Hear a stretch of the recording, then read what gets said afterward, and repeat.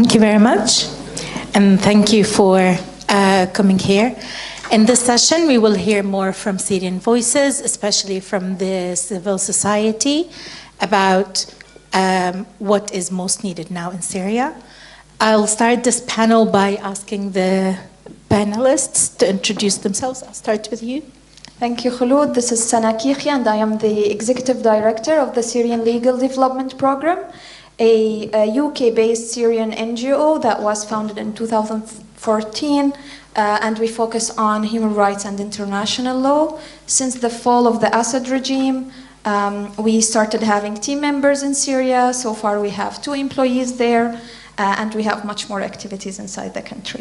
Thank you, Sana. Over to you, Raya. Thank you, Kholoud. Hello, everyone. This is Raya Homsi.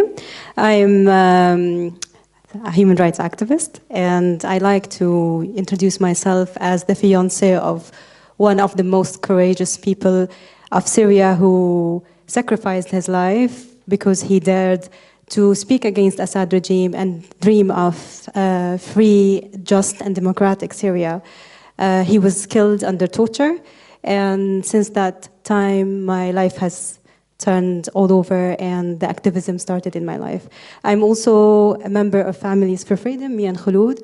It's a women movement for people who were detained to elevate their voices and find their fate. And I'm also Impact and Development Director at the Syria Campaign. It's a human rights Syrian organization.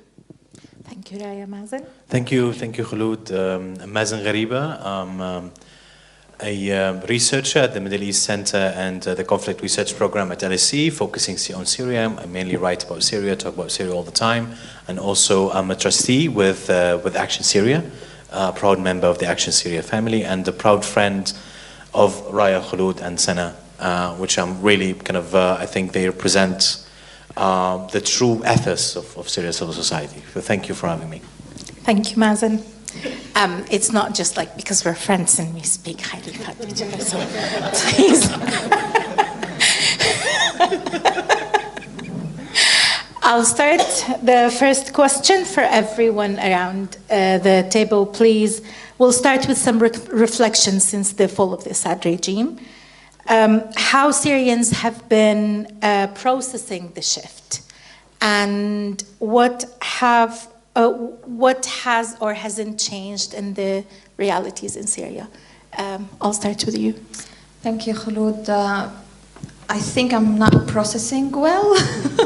It is a lot to process. I visited Syria 3 times. I wasn't able to visit since 2015, and since the fall of the regime, I've been there 3 times, and every single time I enter the country, I still can't believe that I'm able to safely land there, not being detained, not being integrated on the borders, and be able to engage properly on the ground and go back to my son and my husband in London safe. However, many things have changed, of course. First of all, there is a new hope. We are not naive. We know that there's a lot of work and a lot to do moving forward. However, we used to be let's say, passive civil society, not able to work inside Syria with the Syrians.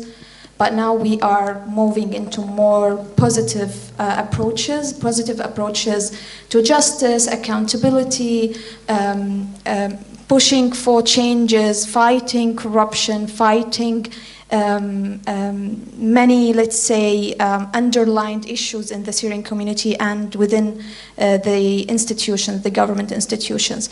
So I will finish with that. Thank you, Sana. Raya? Oh, okay. Mazen, and then we will finish with Raya. Yeah, it's also a very difficult question to answer this, but I would love to start with this. I know that's something very obvious for Syrians and, of course, for the non-Syrians in the room who've been following Syria for a long time.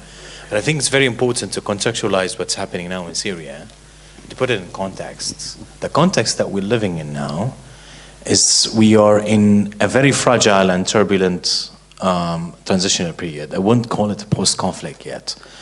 But when we say transitional period, it's transitional from the worst authoritarian regimes, I think, in history.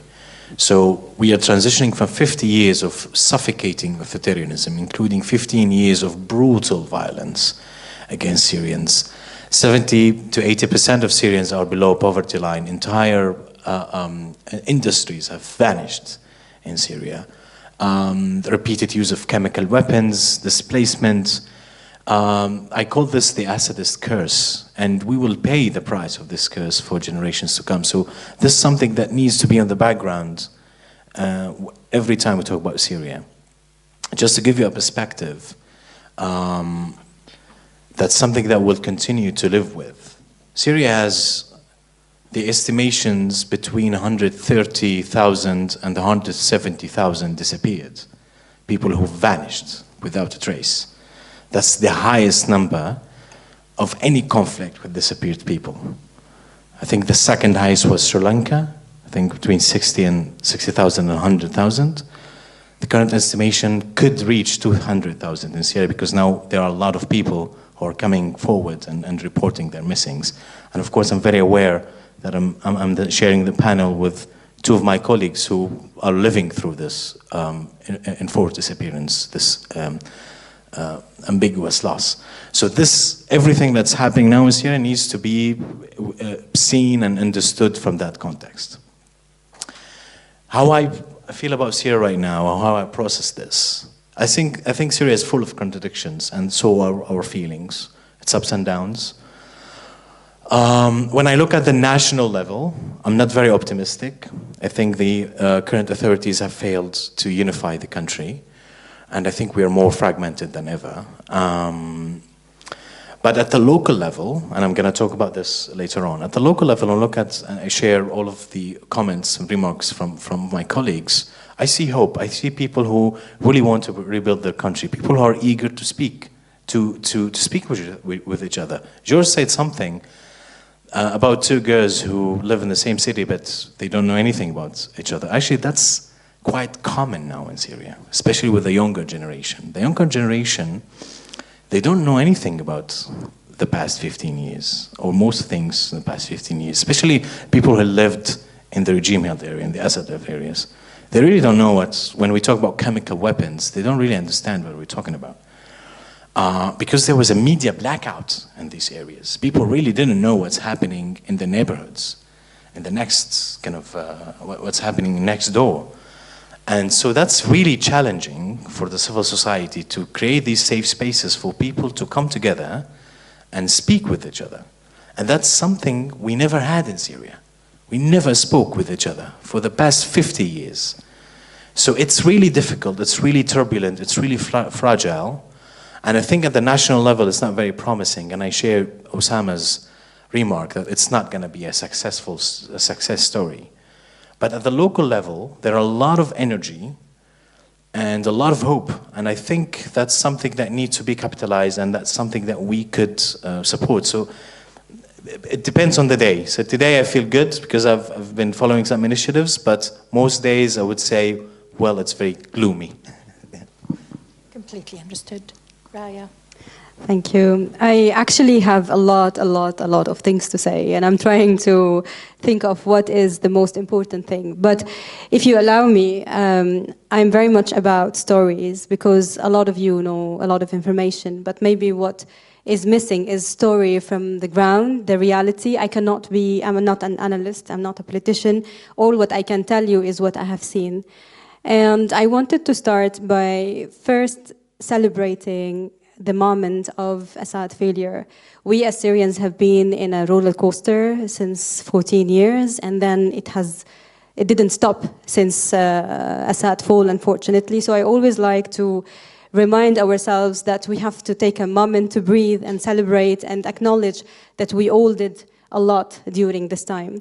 And just to go back to let you know also a bit of the background, as I said, back in 2012, my fiancé was one of the young people who were protesting, speaking against regime, and then he suddenly disappeared by the regime.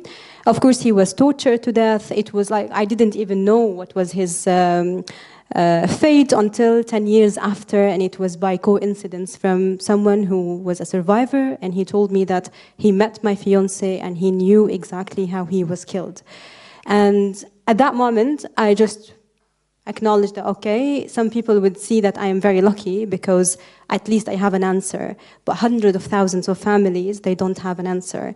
And I want to say that since the time before when we started the protesting and the revolution, we promised each other that actually if any of us, something happened to any of us, the other person will actually continue with this journey until Syria is free. And I didn't imagine for a second that this person will be me. And I've never imagined that the road and the path towards freedom is that painful, that dark, and that difficult. And we paid a lot for this. It was very costly for Syrians to reach this moment where Assad is gone.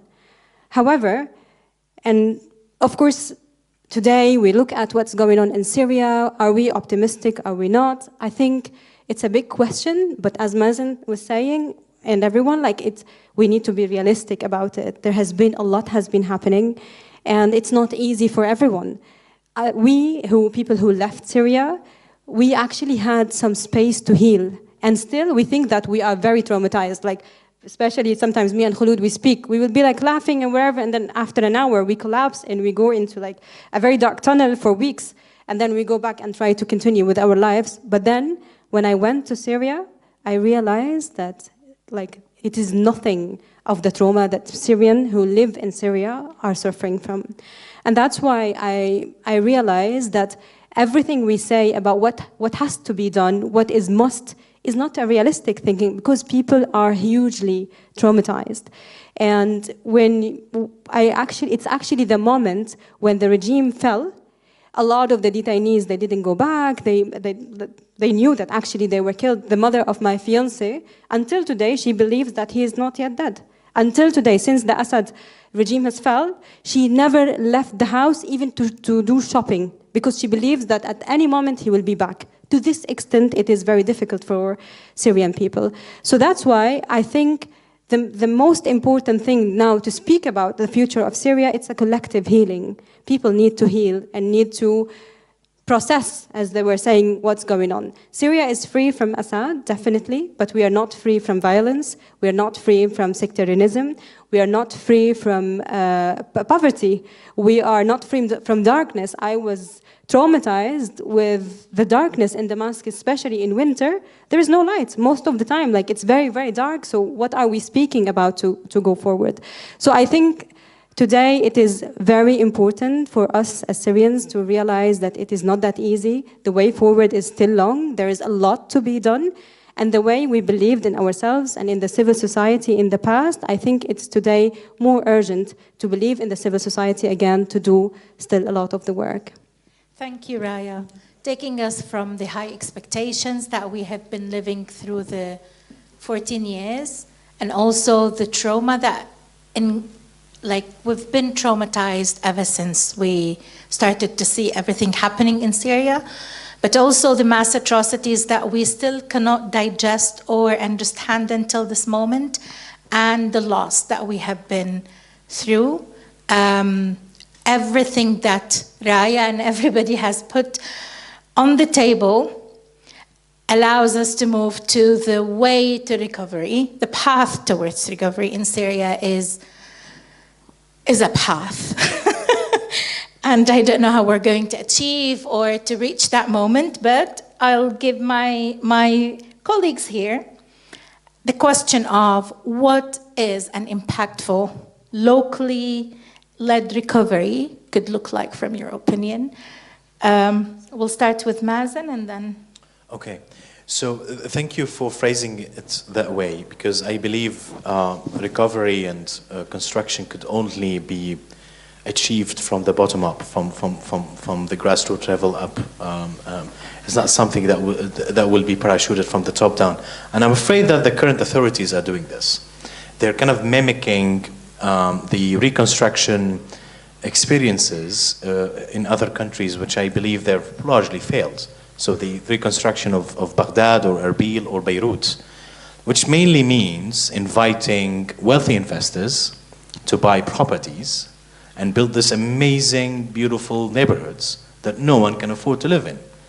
And I believe this is how reconstruction is being perceived right now, and this is how people at the top tier level of the transition authorities perceive what reconstruction actually means. And I think that's gonna not create any actual reconstruction. That's not gonna reconstruct anything. That's just going to transform people's rights into stocks in some kind of external investors. So I believe local participation in reconstruction is the way to do that. And I believe there are many examples of this.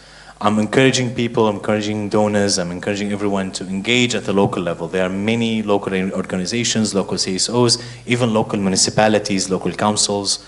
They're trying to do the right thing. They're holding town hall meetings, they're trying to talk to people, they're trying to get some feedback from them. And I believe we can contribute to this. We can contribute to safe spaces for people. Believe me, that's very important for any stability, because Syria right now needs a sense of social cohesion. We are more fragmented than ever, especially after the fall of Assad. Sadly, we believe that Syria will go out of this kind of spiral of violence, but that didn't happen. We had two massacres, big massacres, in the coastal areas and in Sueda, and we're going to pay a heavy price for this. So we're more fragmented than ever, but people still believe that they can meet with each other. We can have this community engagement. So building civic spaces, supporting initiatives like Abjad, like Mars, these community centers are very important. Also, we've been a lot of initiatives where we've seen that people who are trying to fundraise from the diaspora. So we see several events in Syria, in Homs, in Deir Zor, in Dar'a, where Syrian NGOs are actually creating these massive events and asking the diaspora to donate for certain recovery projects, like rehabilitating schools or building mobile clinics. And people, Syrians outside, are donating in millions to do so. So this appetite of reconstruction, contributing to the reconstruction of the country is there, step by step. And I believe Action Syria is after the fall of Assad, we've been discussing this strategy, that we need to support not just humanitarian emergencies, which are very, very important, of course. Again, let's all remember, 80% of Syrians live under poverty line. So we need emergency relief, but also we've been trying to support kind of local initiatives that would contribute to the economy, for instance, that will contribute a small workshop there, a factory there. That's something very important. Syria never had a heavy industries. We're very proud of our small and medium enterprises. And they were the backbone of the economy. Some of these enterprises have vanished, some of them are trying to revive. And I think we can support them. We can support a small workshop, a craft workshop here, a factory there. I'm talking to the people inside here. Of course, if I was asked by the FCDO or other governments, will have a different answer. But I'm trying to give a sense of what we can do together. And I believe this is something feasible. This is something that we could achieve. So I'll give an example. I'm sorry, Ahmad. The one sitting behind you is wearing a scarf. And I believe that scarf is from Wilfi, right? If I'm not mistaken. But there's a Syrian woman group inside Syria. They're creating these kind of scarves for using like traditional dye from central Syria. And they're trying to sell that online. They're trying to have an online market. And they're actually having now another workshop. And I believe we can contribute to this. We can support these kind of initiatives inside Syria. They really help because they employ lots of families. And they kind of contribute to the income. I know that no one here has like $300 billion to spare, but if you do, please give us to Action Syria. We'd love to do that. So I'm talking about like what we can do like realistically on the ground. And I believe supporting small medium enterprises, some more local initiatives, grassroots initiatives, civic spaces, community centers, mobile clinics would greatly help. Thank you. Thank you, Mazen. Would you like to add? Yeah, I would like to add that also recovery means that we need to look at it as a long process, not like a few years process. I think this is what we will really struggle with, where all maybe good intentions could go for like a year or two towards Syria, but then after a few years we will forget about Syria, and this is where I think the struggle will happen. It's a long process, and the support and the resources that we can designate to Syria should be planned strategically instead of having spikes at the beginning and overwhelm maybe the country and overwhelm the donors and the people who would like to contribute, but to have a smarter way of spending those resources, taking into consideration that the support that the Syria needs will not only take a few years, it will take maybe 20 years of recovery.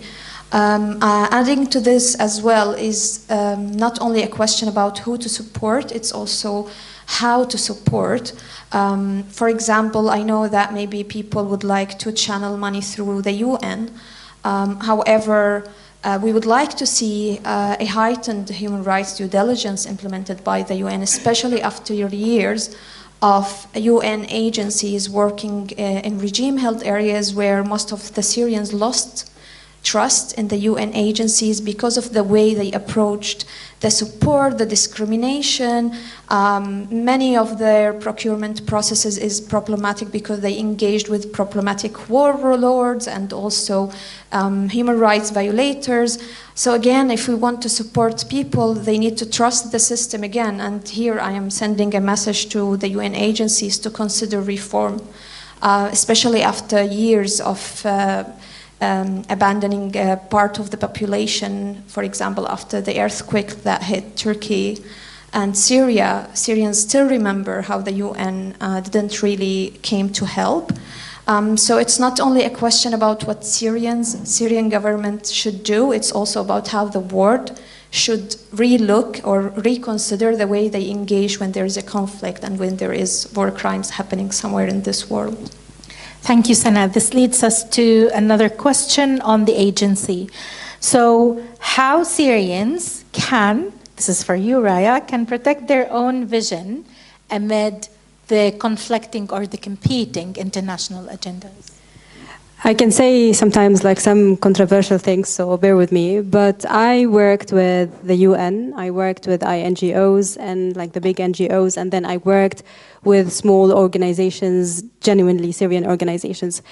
And I would like to say that I've never learned what does it mean to genuinely care for your country and build your country until I worked with the smaller organizations, the genuinely Syrian organizations. Not to say that the UN doesn't have a role to play, not to say that the INGOs don't have a role to play, but actually they are closer for me to being a service provider, while the Syrian agent on the ground or in the diaspora, they are genuine people who really want the good for their country. They don't just want to provide any service or what the donor wants and all of this. So I think giving the power for the small organizations is actually giving agency for Syrians to decide what do they want. And that is very important. And I'll just give an example. Like now we're working on a project for youth, and I think youth are a priority, probably, I don't know, there are a lot of priorities not to prioritize, but it's like a very important priority. And we realized that actually we don't know the youth inside Syria, what do they want? So we are starting from a scratch where we are saying, okay, let's do a research and see what Syrians want. Maybe they don't want democracy. Maybe they're not looking for like the type of economic recovery that we are asking for. So I think it is very important to connect with these organizations and support them and make them have the say. They may need, like, for example, some support of technical support from bigger organizations and all of this, but then the agency and the lead, I would always vote for the Syrian small organizations. Thank you, Raya. would you like to add anything on? I would like to add, on the roles of the INGOs, UN agencies, and the local Syrian civil society. It shouldn't be a competition, and sometimes we sense that it is a competition. So the roles could be complementary, because in some specific aspects we need the INGOs. Sometimes we need them for advocacy reasons, because they have access and they have communications that we cannot maybe really do ourselves directly. So they shouldn't see us as a competitors. They need to see us as a stakeholder that they need to actively engage with, and to ask the question, what do you need from us, rather than competing with us on resources. Especially now after the fall of the regime, we have more access than before, which means, and we have experience in specific aspects. So instead of competing with us on transitional justice, which we have been trained for, and the donors and state paid for our capacity building 14 years, let us go and practice that capacity and do what we can do, instead of going around and taking or trying to compete and take resources. You can work on something else, you can complete our work, which is something I really appreciate that one or two INGO did after the fall of the regime. They really tried to engage, and they said, we don't want to compete with you. You can do things better than us on the ground. Tell us what we can do from our positionality, from our resources that we have, and how we can complement each other. This is something, for example, again, I see that the UN need to adapt as well to it, and to understand that now civil society should be given more space, and they need to have maybe or change their roles and their approaches to supporting Syrians on the ground.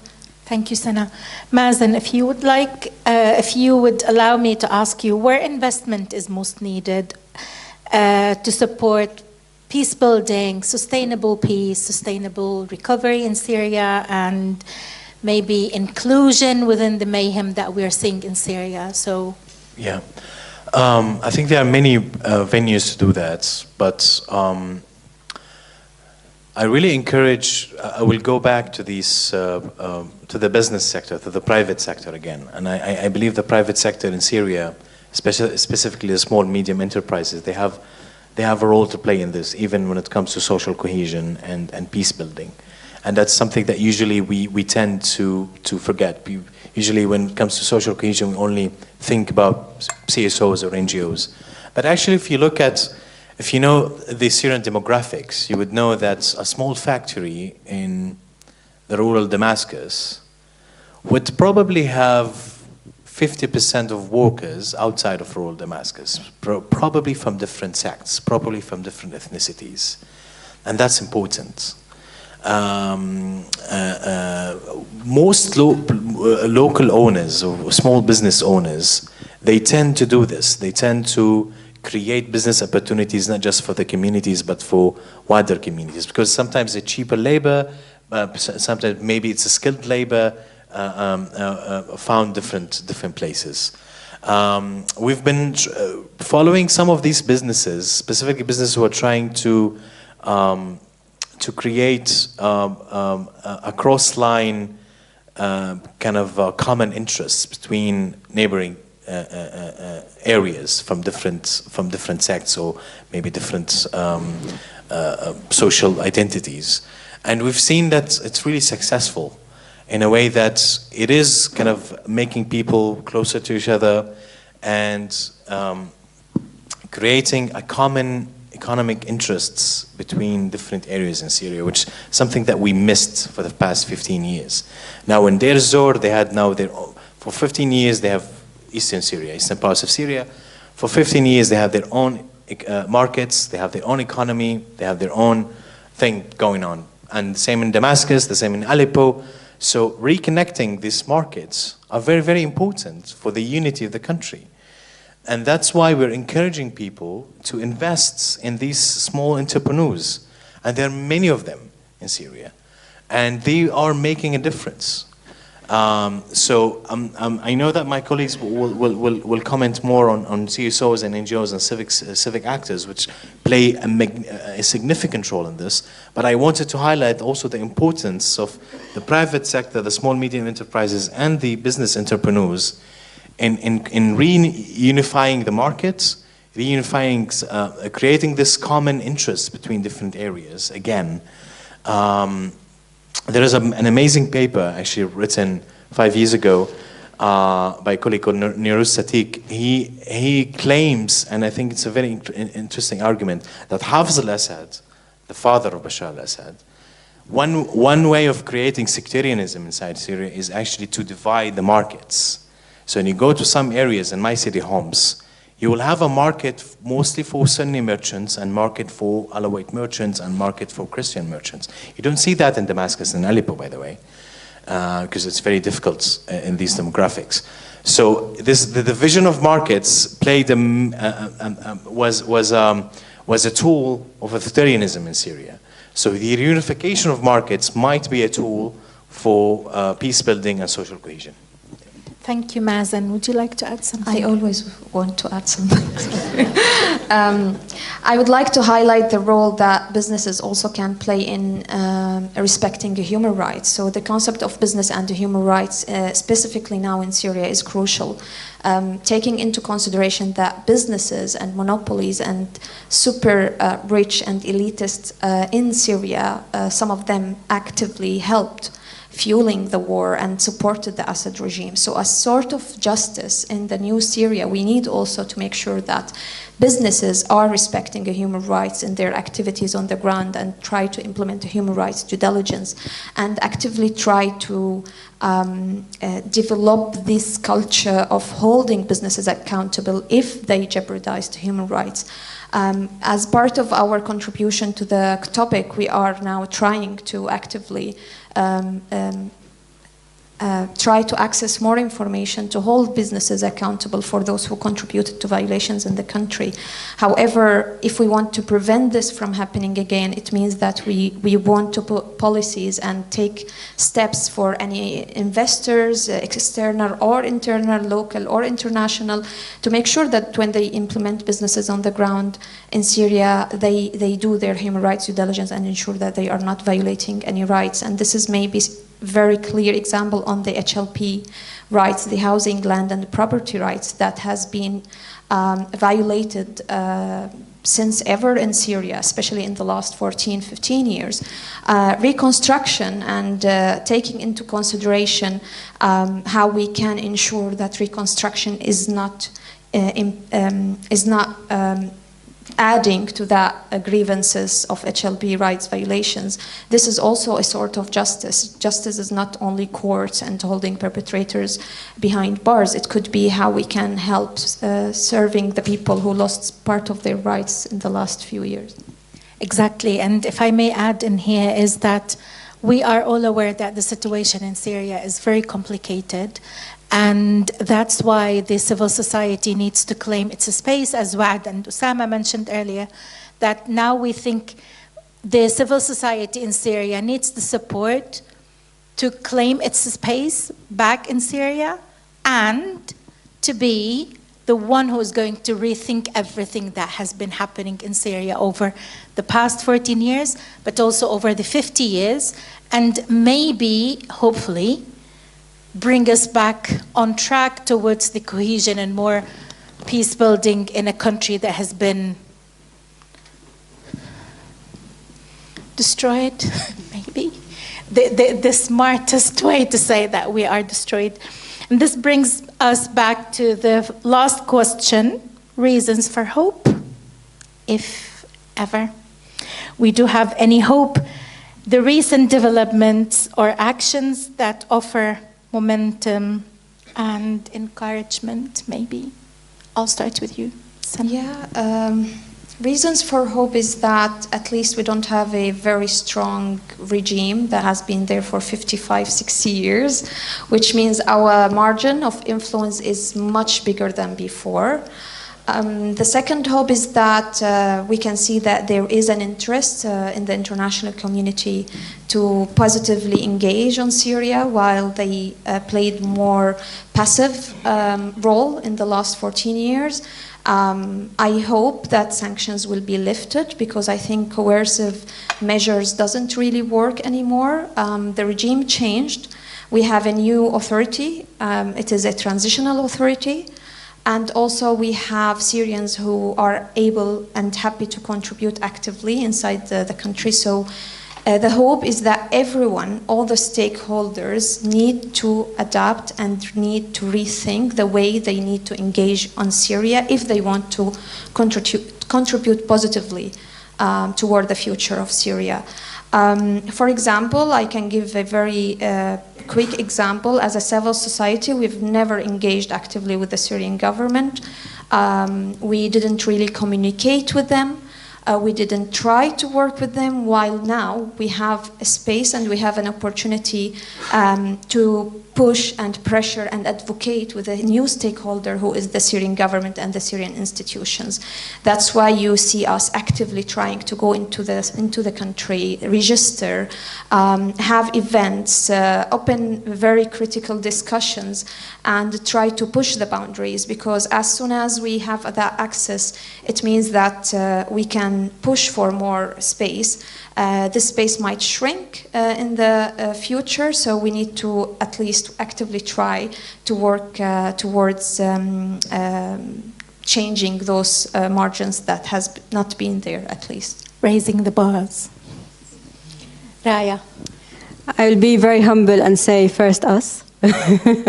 We had a good reason to have hope. We made a lot of people have hope about Syria for years and years, not as people, but the Syrian civil society. They were the only guarantee in the Assad time, and I think we are the only guarantee during this time. We were almost non-existent at the time of Assad, but now this new government knows that they have a very strong civil society, that they will be always standing in front of them. And then the other reason for me is you, and that's a genuine thing that I'm saying, because Syrian supporters have been the ordinary people in the time where the whole world left us behind. Ordinary people were actually supporting Syria, even if it was tiring, long time. For years and years, you didn't forget about us, and our story was always in your mind, especially in the earthquake. I always remember that almost like every country in the world, the White Helmet received donations from almost every country in the world, from the ordinary people again, while the UN and in the international community keep giving us a lot of excuses until today. So again, you are a source of hope as well. Yeah, hope is a very difficult question, Kholoud. I'll try to say this. Do I have hope of any... Yes, I have lots of hopes. Let me start. No pressure. No pressure. Yeah, they know what I'm going to say. So, outside of the national level, do I hope that Syria will be a democracy really soon? Or I don't think so. I mean, I naively always kind of dreamt that Syria will break from the cliches of post-conflict reconstruction of transition, which usually regenerate authoritarianism. And in the few cases when countries actually emerged out of conflicts and tried to steer away from authoritarianism, who are the states or countries who did the opposite of what our current authorities are doing. So are the states who did an actual inclusive national dialogues, which is something we didn't do in Syria. A country who actually believed that a constitution should be based on national consensus, and that's something that would take time, which not the case in Syria. It was imposed from one side, and actually it's where the kind of the political stakeholders understood that civil wars means a lot of social and political fragmentation, and decentralization is the only way forward, and kind of trying to create a decentralization within a national framework, which is also not the case in Syria. The current authorities are excessively centralized. So all reasons for failure are there at the national level. Of course, I add to that sectarian violence and all of this. So that doesn't really give me hope. What gives me hope, as you said, what gives me hope is is the is people. People are really kind of finding it, finding their own country. I think one of our friends in Damascus said, we used to have a country that we're afraid of. Now we have a country that we are afraid of its future. So we have a new country now, that country that belongs to us. And that feeling is there. There's a lot of feeling of solidarity. So people will see sectarian violence in Syria. They see people killing each other, which usually all over the news. But you don't see the solidarities that's happening behind the scenes between people who are actually trying to help each other. There's a lot of solidarity going on in Syria. Even amongst this kind of acute sectarian divisions, there are a lot of solidarity amongst people. People who are traumatized, people who are hurt, and they're trying to support each other to this day, but they don't really make it to the news. There was a video the other day, I'm going to finish on this. There's a video the other day. I really loved that video. It was one of the tribes, one of the Bedouins in Hazaka in northeast Syria, in a town that has a chronic water problems. The water was cut off and they were actually thirsty. So Bedouins in Syria, they also wear kufiya, a scarf on their heads. And when they're in distress, when they want to ask for support and solidarity, they take the kufiya and they throw it on the ground. And if you see someone like an old person from a tribal region throw a kufiya on the ground, that's actually a big deal. It's kind of a code amongst tribes. So what happened is 2 days later, there was a tribal mobilization in Deir ez-Zor in a different area. They collected water trunks and went to that village, and they gave water to that village. And one of the tribes, they actually knitted a new scarf, a new kufiya for the guy, for the person who went in the video, and they put that kufiya back on his head, kind of to preserve the dignity, like your dignity is now back to you. So these kind of small acts of solidarity, they exist everywhere in Syria. So I believe in these acts of solidarity give me hope, lots of hope. And if I may add, because I am also a Syrian on the panel, is what kind of a hope for me is that we survived, and this is a miracle in itself. I can't claim that I am stable. We're not. We're traumatized. We're barely standing up, but we survived. And this is what brings hope to me, is that we can fight another 14 years. I don't know. I mean, not fight in the sense of fighting. I don't wish that we go into a civil war or fight again. This is not something that I wished for. But we survived all atrocities. Bashar al-Assad tried to not only suppress us and make us silent. We refused to be silenced. We refused to die. We rose from ashes, and now, like you can see, like maybe we are ghosts in front of you. I can't claim that I am a full human being, but we survived everything. Here we are. We cherish our memories and our trauma, and we can stand up for a country that we aspire for. With your support, to keep pushing us to stand up, because we might collapse tomorrow. I don't know. But now, at this very moment, I can claim that we survived. And this is a big blessing. Thank you very much.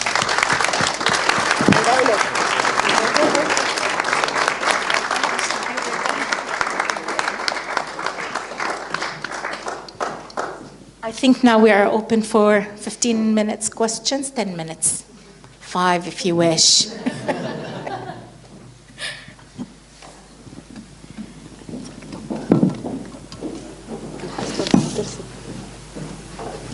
Sorry, this is my second question. Does anyone else have one? I've already asked one. Go ahead, Karim. Mazen, on Homs, how do we reunify the market there, especially in light of the demographics that are different to Aleppo and Damascus? I think it's a very relevant question, because I imagine that the Homs example will be relevant to other smaller, more provincial market towns that suffer the same kind of dynamic. That's for Mazen. And for the rest of the panel, I totally agree with you all. The civil society is the key to, well, not anything positive, but most positive things taking place in Syria today. I wonder if it might make sense pushing for or advocating for an official position, maybe a minister of civil society. That might be self-defeating, because the second you have someone formal in the government, then and integrated within the government, then they're no longer really officially a part of civil society. But maybe a position that is parapolitical or outside of politics, someone that can be a champion for civil society in Syria today, that is formalized structurally somehow, and that still has access to the cabinet. I'm wondering if we can come up with creative ways to supercharge civil society in Syria, because it's really, really needed. Okay, that's a very difficult question, Karim. I know you're gonna ask me that question. I was avoiding looking at you. So Karim asked about Homs, because Homs, my city, Homs is I think in Syria is one of the most mixed cities in terms of sects, but also, which means it's one of the most divided city along sectarian lines. And we have kind of divided markets as well in Homs. So when I said the Sunni markets, the Alawite markets, the Christian markets, that was an example from Homs, but not all markets, not all business people. The thing that in my research, that when we talk about business people who are not benefiting from the war, so we're not talking about the war economy or the conflict profiteers, they always have an internal investment in peace. Because a Damascus-based merchant, and you know this, Karim, quite well, will tell you that I need the port in Latakia, and I need the water in Hasaki, and I need the borderline in Deir ez-Zor, and I need. So the business community in Syria know that any market, any business, any economy cannot be revived without some sort of a unification with the other parts of Syria. It doesn't work. So that's why they have a self-interest in peace. And that's something we discovered during our research. Most business people that we interviewed throughout 15 years of the war, of the conflict, they all talk about peace. They really want to have kind of this cross-line transactions. They want sanctions to be lifted. Because they have an economic interest in this, and they want to recreate that economic interest. So that's why I was always saying that the business people, the private sector, are very kind of important stakeholders when it comes to peace building, and they're usually kind of left out of the conversation. So going back to Homs, the same applies to Homs. When we talk about merchants in Homs, they need to have stability in order for them to be able to do business. And when you ask them what kind of stability, they will say, look, I'm a Sunni merchant who have my place, my workshop is in an Alawite area. If the Alawites still feel unsafe, they won't come out of the house after 5 p.m., my business won't survive. So I want them to feel safe. And so these merchants are actually putting pressure on the municipalities to put more checkpoints, or to do more street lightings, or to do more awareness campaigns, for instance, in the Alawite neighborhoods. So that's a pressure coming from the business community. When the authorities decided that they're gonna do this massive victory boulevard, the Boulevard of Victory in Homs, which actually it's a very laughable project if I say, like, Homs is 60% destroyed, and all of a sudden the municipality said, we're gonna build swimming pools and golf courses, and they put this amazing posters. They were thinking that Homsis will be happy, and when Homsis saw that, they freaked out. Like, where are you going to build this? You don't have the lands, you don't have our permits. So people were demonstrating, and one of the groups that were demonstrating against that were the merchants, was the business elites of the city. Basically saying, you cannot do that without consulting us. We are the backbone of the economy, and you need to bargain with us in order for you to have an actual needs assessment of what needs to be done. So currently the authorities are backing down a bit on that project. When they decided to raise rents on Souq al-Hamidiyya in Damascus, one of the oldest bazaars, the shop owners, for the first time in history, demonstrated. And if you're Syrian, you know what does it mean for a Hamidiyya, a shop owner to demonstrate inside Syria. That's a big deal. That never happened in Syria before. They demonstrated that you cannot do that without consulting us and you need to talk with us. So the government backed down. So they still have a lot of pressure and a lot of leverage on and I believe working with them, it's in their best interest to see stability, to see security, to see some sort of social cohesion. And that's why I think they are one of the main stakeholders for peacebuilding. This brings us to the second question, please, to you, Raya and Sana. Given the key role of the CSOs in Syria, are they going to claim any official position to become, for example, to join the cabinet, to become a ministry? What do you think? Of course, thank you, Karim. It's an interesting point, and I don't have the answer, of course. But what I can say that we are in a strange position for Syrians generally, because we were born in a time where we're just fighting. Now we are in a place where the government is criminal. They have like criminals, and we have a lot. They are doing violations and all of that. So we are not very keen on working with them. But in the same time, we know that we are about state building, and we want to make sure that we are there. We are claiming the space. And as long as there are door opens, we will get from every door and every window to try to work there and claim the space. I am not sure if it is a good point to have someone in an official position, because we want to keep this independency, so we don't like really working under them, because whenever you become official, then you have to obey what government rules are. So we want to keep this space, but it's definitely worth navigating through and see what is the best way. We are making a lot of mistakes already in whether we want to engage or we don't want to engage, but I think that's the way forward, and we are learning. And it's very interesting to look at, this is what we're doing, looking at other contexts to see like what other people in other countries similar to Syria, what they were doing, and it's a time of learning, definitely. Of course, I would love to add to this again. It's a very interesting question, because I believe that the situation with the civil society is a little bit tricky, because we need to make ourselves relevant not only to the Syrian government so they see our valuable role, but also to the Syrian community. In Syria, we've never had a civil society or civic space.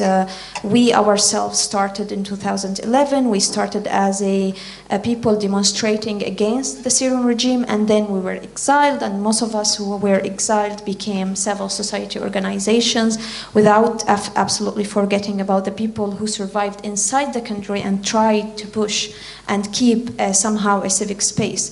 Therefore, our role should be organically developed. And in Syria now, as a civil society, I see all the issues and the problems that were inherent, but also now still shadowing the situation in the country within the obligations that the current government is failing to meet. All of this is creating an elephant for us as a civil society that we look at and we see huge. And usually how you eat an elephant is a bite after bite. So if we centralize our role, I think you will lose the opportunity to go into the smaller pieces of the big elephant puzzle and try to break that big elephant and eat a bite after bite. So I believe decentralizing our role and have our mandates on different levels, small grassroots, voluntary groups, bigger NGOs, more experienced, more professional civil society. This is maybe how we can eat that elephant after maybe 10, 20 years. Thank you, Sana. One more question? Oh. I have a comment, not a question. You can't resist.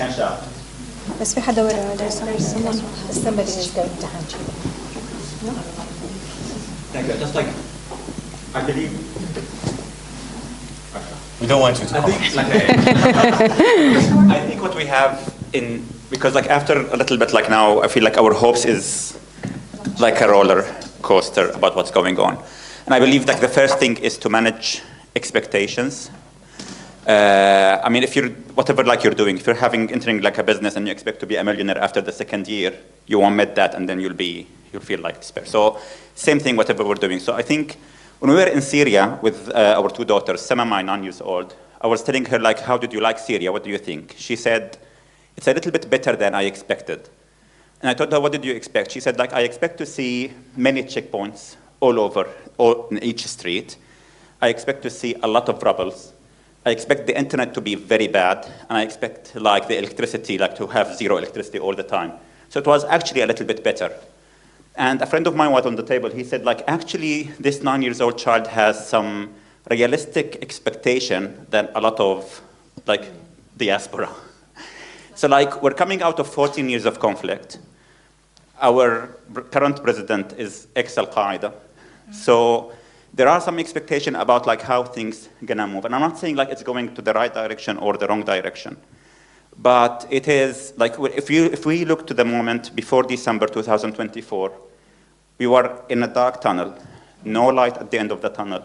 And we were just screaming out, just not to normalize with Al-Assad. Now we are outside of that tunnel, and we can go in many directions. And there are, like, yeah, as Mazen said, like, we're not seeing it going to the right direction, but we have, like, an option to kind of try to push it towards the right direction. While pre-December 2024, we didn't have that option at all. We were just like, donkey kick back, just not to kind of be surrendered to Al-Assad. Yeah, I like to end up with a quote from Maroon 5 song, She Will Be Loved, that it's not always rainbows and butterflies, it's compromise that moves us along.